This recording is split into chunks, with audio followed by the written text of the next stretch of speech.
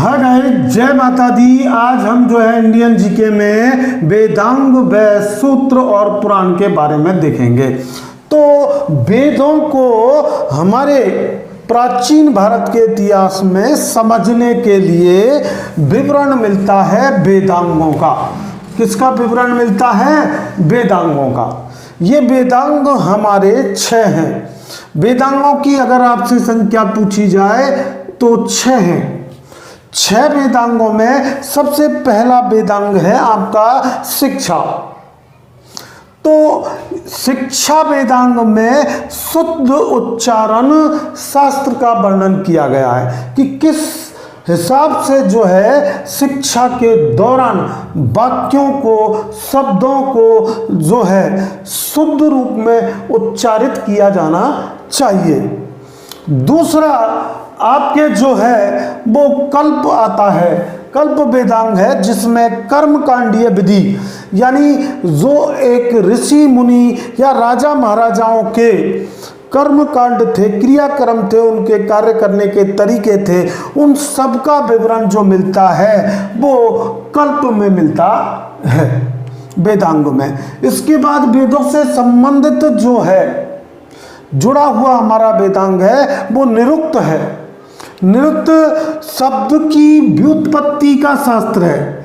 किसका है? शब्दों की व्युत्पत्ति का शास्त्र। इससे शब्द कैसे किसी शब्द की उत्पत्ति हुई है, उसका क्या लॉजिक है, तर्क है, इन सब के बारे में निरुक्त में वेदांग में जो है विवरण मिलता है।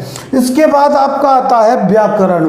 व्याकरण वेदांग में हमको शब्दकोश यानी शब्दों का संग्रह किया गया है, शब्दों को जोड़ा गया है, उनकी संधि बनाई गई है, विसर्ग हैं और आपके इत्यादि जो भी व्याकरण संबंधी ज्ञान है, यानी शब्दों को सीखना, बोलना और उनको वाक्यों के रूप में व्यक्त करने के रूप जो दिखाए गए हैं वो वेदांग में है। यानी किस वेदांग में है? व्याकरण में। तो अगला जो आता है वो छंद। छंद वेदांग में किसी विशाल चीज का या किसी विशाल शास्त्र का विवरण जो है संक्षिप्त पदों में किया जाता है, तो उसे हम छंद कहते हैं। यानी विस्तृत ज्ञान का संक्षिप्तीकरण जिस वेदांग में वेदों का किया गया है वो छंद के नाम से जाना जाता है। ये संस्कृत वाले इसको बहुत विशेष स्टूडेंट समझ रहे होंगे। इसके बाद छठा जो वेदांग है वो आपका ज्योतिष है। ज्योतिष में जो है जैसे कि व्यक्ति के नामकरण, धर्म के नामकरण, गणित का जो है भूत और भविष्य की जो होने वाली घटनाएं हैं उनके बारे में ज्योतिष जो है वेदांग हमको जानकारी प्रदान करता है। तो इसको वेदांगों को यानी वेदों को अक्षुण्ण बनाने के लिए, यानी कि अखंड बनाने के लिए, और कहने का तात्पर्य है स्थिरता प्रदान करने के लिए, जो हमें वेदों के अंतर्गत जिसको जोड़ा गया है वो प्रण में कराया गया है, समावेश करा गया है, वो वेद प्लस सूत्रों का, वेदांग प्लस सूत्रों का समन्वय कराया गया है।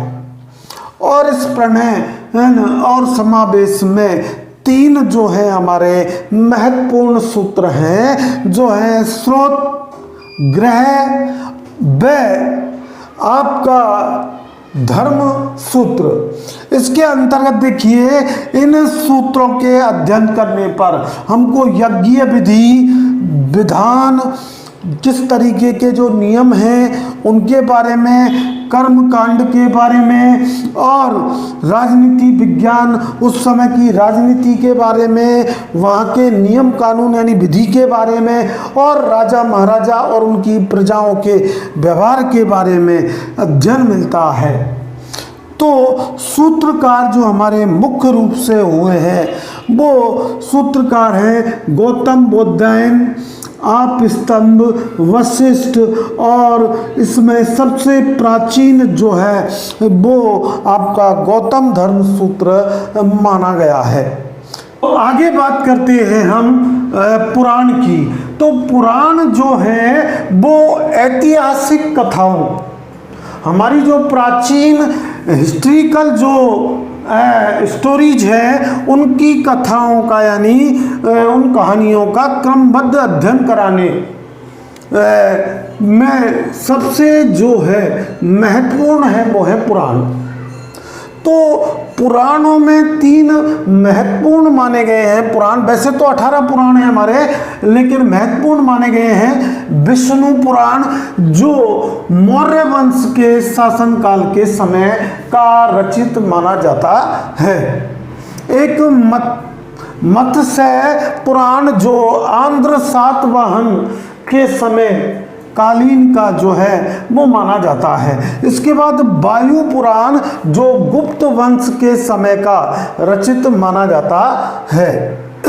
अब देखिए पुराणों के जो रचयिता हैं वो 2 ही को माना गया है, मुख्य रूप से लोमहर्ष या उनके पुत्र अग्रश्रवा को इनका श्रेय दिया गया है पुराणों का, कि पुराण के रचयिता कौन थे, लोमहर्ष या अग्रश्रवा। अब देखिए पुराणों की अगर आपसे संख्या पूछी जाए तो कुल कितनी है, 18, जिनमें 5 ऐसे पुराण हैं जो हमें राजाओं की वंशावली का विवरण देते हैं, जिनमें पहला है विष्णु, दूसरा है मत्स्य और तीसरा है वायु, चौथा है ब्राह्मण और 5वां है भागवत। इनमें हमें राजाओं की वंशावली का विवरण मिलता है। ये जो पुराण हैं वो भाषा सरल संस्कृत में लिखे गए हैं। पुराणों को पढ़ना जो है निषेध माना गया है स्त्रियों और शूद्र जो निम्न जाति के लोग हैं उनको इसको निषेध बताया गया कि उनको सुन सकते हैं लेकिन इनका उच्चारण और पठन नहीं कर सकते। ये पुराणों की सबसे बड़ी कमी भी हम कह सकते हैं। तो देखिए अग्नि पुराण एक ऐसा पुराण है जो सामाजिक और आर्थिक दृष्टि से एक महत्वपूर्ण पुराण कहा जाता है। क्यों? क्योंकि इस पुराण में राजाओं के तंत्र, किस प्रकार राजा शासन करते थे, उससे के अलावा कृषि, क्योंकि हमारा जो है विश्व कृषि प्रधान था, तो कृषि के बारे में, और हमारा भारत देश तो वैसे भी कृषि प्रधान रहा है शुरू से, तो कृषि के बारे में जो है जानकारी मिलती है। इसीलिए सामाजिक व सांस्कृतिक दृष्टि से अग्नि पुराण को सबसे महत्वपूर्ण पुराण माना गया है। सबसे प्राचीनतम जो पुराण माना जाता है वो आपका मत्स्य पुराण माना गया है। तो आज की वीडियो का समापन हम यही करते हैं। आज की इंडियन जीके की क्लास आपको कैसी लगी ये ज़्यादा से ज़्यादा शेयर करके, लाइक करके, और जो हमारे चैनल पर नए हैं वो चैनल को सब्सक्राइब करके बताएं। Thanks for watching this.